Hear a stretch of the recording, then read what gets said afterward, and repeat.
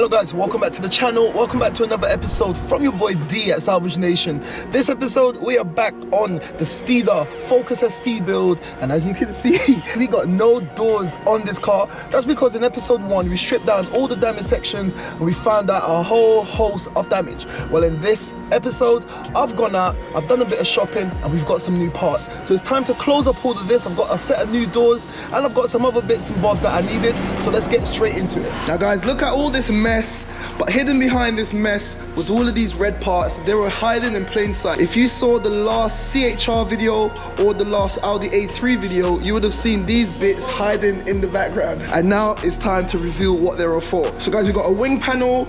Over here we got a rear door, a driver's door and a bonnet.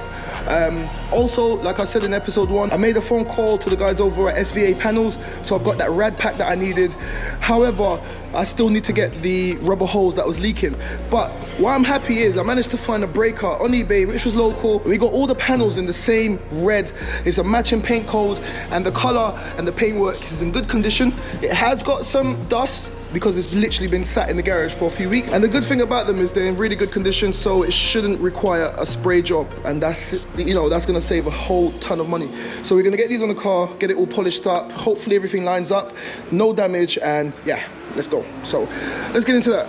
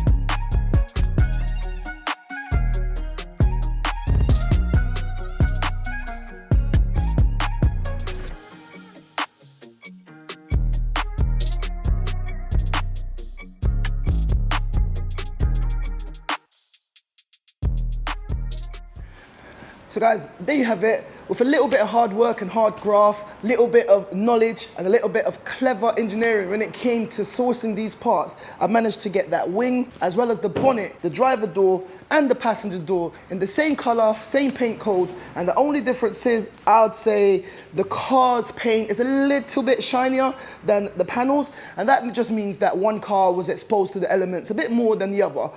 All I need to do is get my buffing machine at the end, buff these all up. I'm happy with the condition of the paintwork, so I don't need to do anything else there.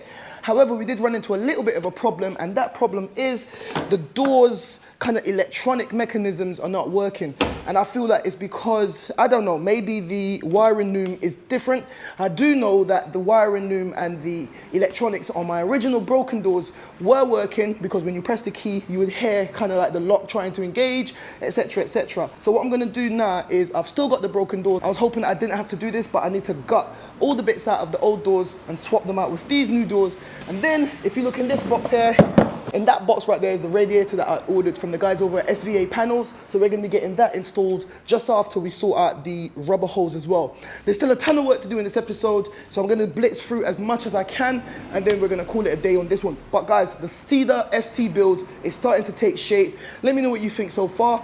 I need to get some new mirrors and some other bits and bobs before we move on. But guys, I am happy, so let's get to work.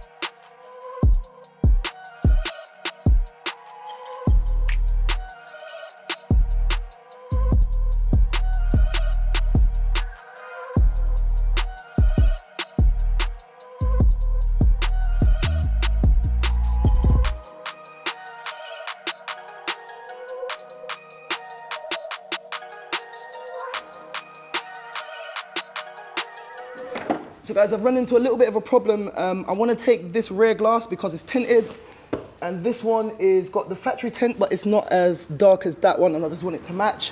So I want to take the mirror out, but because I've already removed all the wires, there's no power to the electric mirror at the back. So I've unplugged this door. I've just got the wiring loom. I'm just plugging in the bits that I need, and hopefully I can get this window to operate. Now, I don't know if this is gonna work. There's a little brain, hold on. I'm just thinking maybe it blew a fuse in the accident, but there was no broken wires. The internals of the door was fine, the plug was fine. It was just cosmetic on the external skin. Right, let me figure this out and I'll catch up with you in a few minutes. All right, guys, so I've got good news. That was a bit annoying. I believed, or I thought that the front door and the rear door would work independently, but I had to put the wiring loom and that little box, that little brain, into the driver's door front for the rear to work. So it looks like there's a master and a slave at the rear. But anyway, I managed, where is it? If you listen, that's all working now. And I've managed to unclip the glass. So now I can move the glass independently. And so now I can go ahead, remove the glass, remove the window mechanism, and get it all installed into the new door. So let's do that.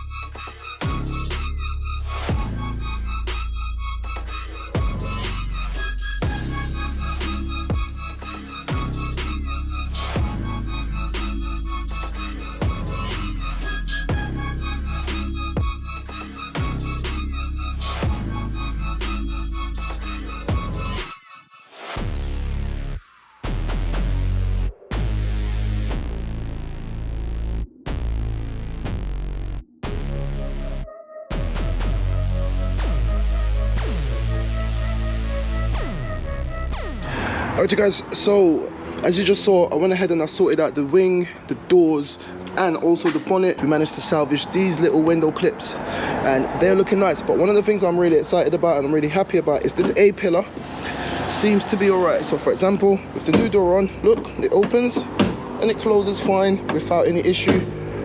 Also here, even though this section here is damaged, the door is still opening and closing fine. So like I said earlier, now that the new door is on, you can see the gap. You can go ahead and use the jigging machine right here and pull it out as much as we need to pull. Coming back around to the front. As one of you guys pointed out in the comments I saw, I am aware, this is the engine ECU, and I do not know why Ford has decided on this model and the model before, they put the engine ECU and it's kind of right here in this kind of plastic enclosure.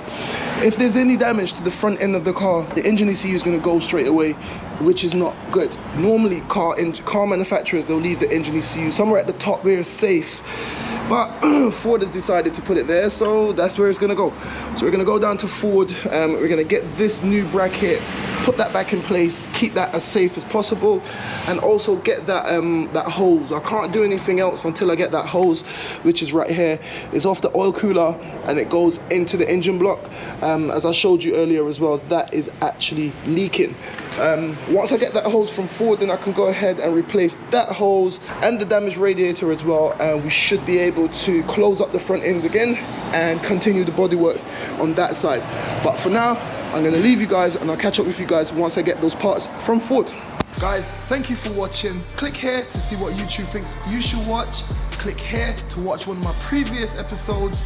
And like it said there, don't forget to like, comment, share and subscribe. We out.